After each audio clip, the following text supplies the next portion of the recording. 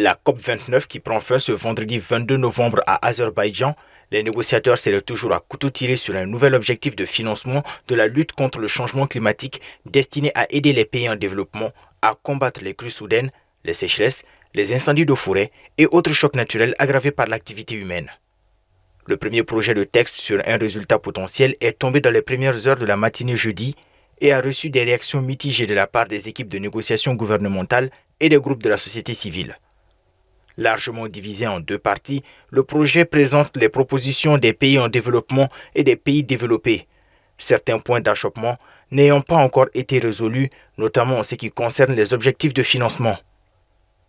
Les ministres de la Sierra Leone, de la Gambie, de la Zambie, du Nigeria et de l'Angola ont insisté sur la nécessité de réviser les mécanismes de financement pour que les pays développés honorent leurs promesses. So responsibility here is very important. Now, how does that relate to us in Africa?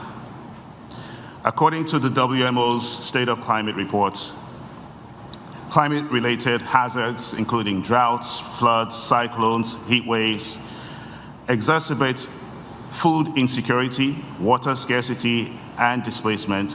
As we are seeing now, if we do not leave COP29 with a clear decision on climate financing, I will tell you what the rest of us are thinking, that the developed countries are not interested in the development of the rest of the mankind.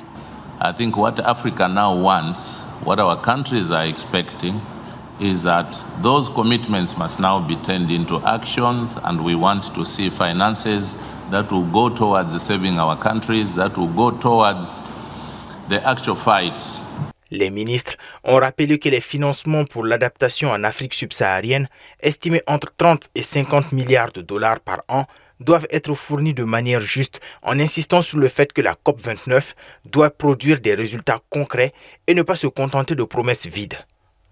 Ils ont appelé à un financement climatique transparent, efficace et adapté aux réalités africaines, afin de permettre à l'Afrique de faire face à ces défis climatiques de manière durable.